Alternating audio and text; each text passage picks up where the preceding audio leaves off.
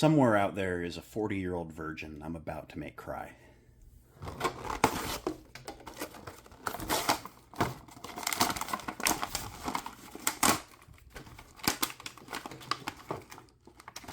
That's how it's done.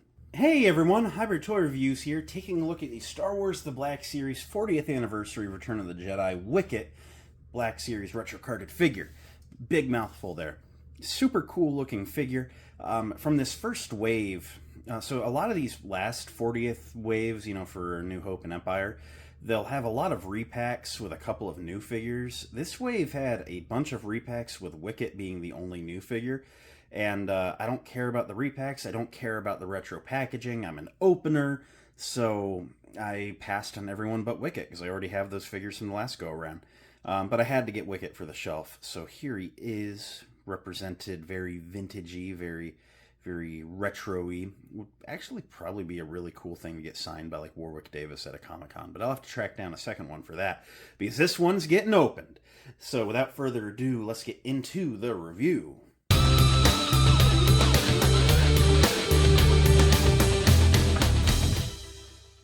You guys know how this works. As always, we start by taking a look at the packaging. This is your standard bubble-on card throwback packaging going on, with your 40th Return of the Jedi logo up top, your 4+ and warning legalese going on, Star Wars Return of the Jedi and the silver bubble, Wicket, nice faded color picture of Wicket there, looking very great, 480p quality, just excellent stuff. Of course, that's what it looked like back in the day. The nice white silver border going around your Kenner logo, and then Wicket in the bubble.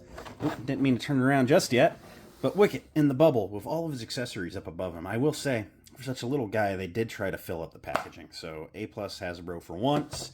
Spinning it around, you see the others up top. You have your Star Wars logo, your Black Series logo up then, and you get your others in the wave. You know, Boba Fett straight repack, peg warming at Target, Lando Skiff Guard, not sure why they did that one.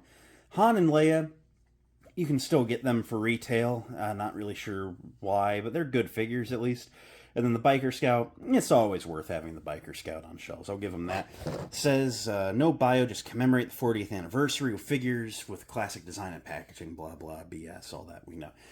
$26.99 at GameStop. However, I got it. It hit the stores the same day they were doing a pro sale where all Hasbro stuff was 30% off for pro members. So I got it for like $18.99. It was sick. Can't argue with that. Otherwise, a ton of legal schlababadas down there with your Disney and Hasbro logos and a bunch of other symbols that don't mean too much to me, like C-U-K. Yeah, there we go. All right, let's open this guy up, see what we're getting in the package here. So here's Wicket out of the box. As always, we'll start by taking a look at the accessories.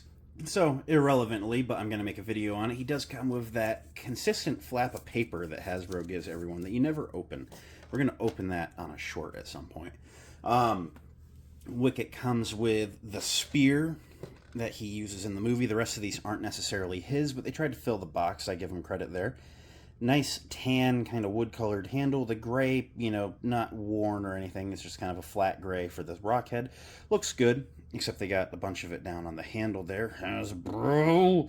But anyway, it's looking pretty good, I will say. A good representation of what it needs to be. Just to give you an idea of how little it is. I mean, it looks big next to him, but he's not a big guy. So, setting it over here. He comes with this club-looking thing. There's zero paint to this. It is just that same kind of woody plastic color. Sure. Why not? I'll take it. I don't think I'm ever going to use that. It'll go somewhere. He then comes with this alternate club, this one being in that kind of wood color for the handle, with kind of like a grayish-brown kind of wrapped club end on it. So that's kind of neat.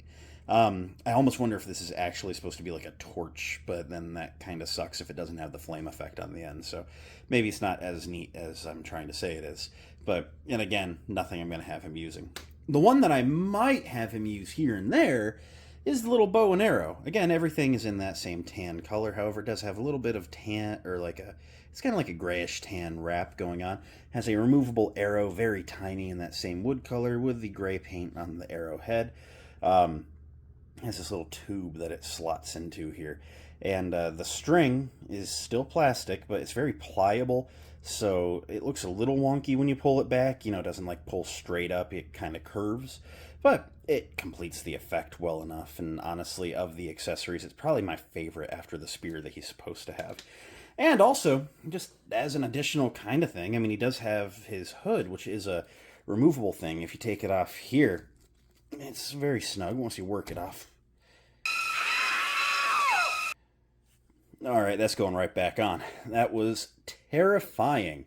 No, but actually, to be serious, I will say, it is very nice that they do kind of wrap the paint up around the forehead, up to the ears. You don't really see the forehead with the hood on there. You have those empty black eyes.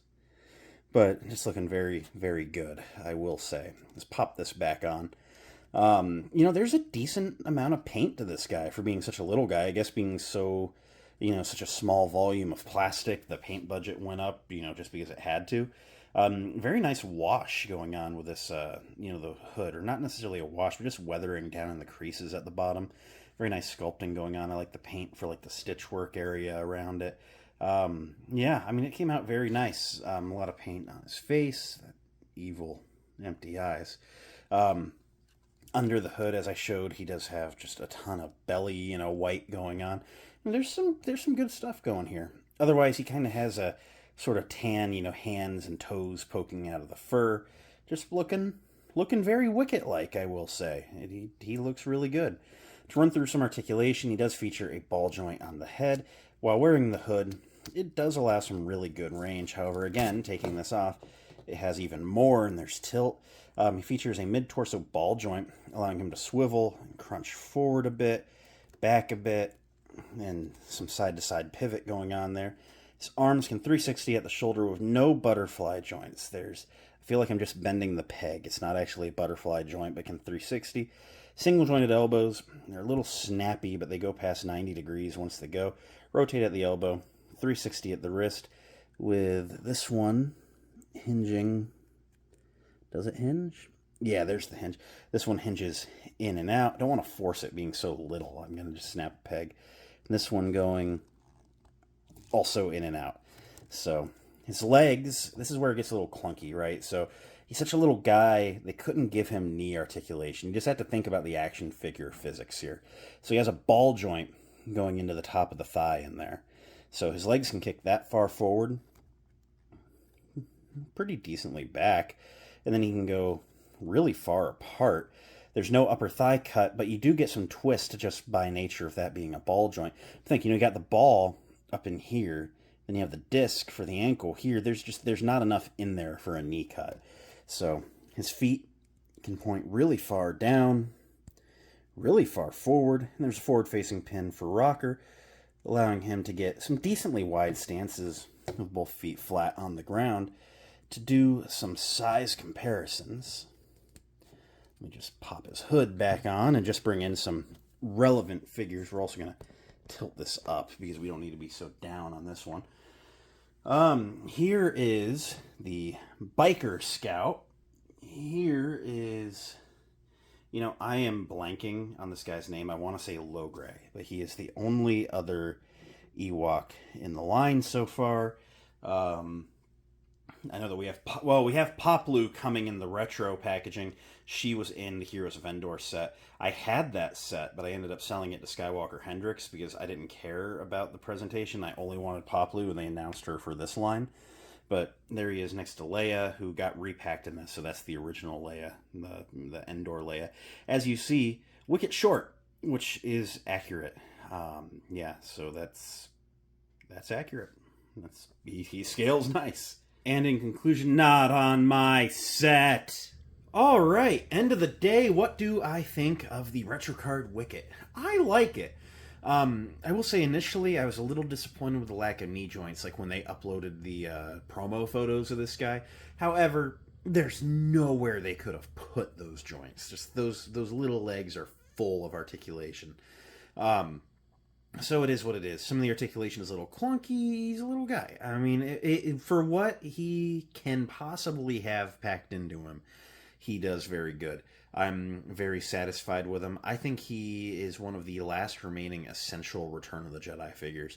I'm going to be straight up shy of the redo Luke and Vader, coming later this year. I don't know that there's any other essential additions for the shelf. I'm going to get Papalu the Ewok to complete this little Ewok trio. But like from here on, I think I'm done with Return of the Jedi. I'm not a sail barge guy, and that's about all that they haven't really touched from the movie yet.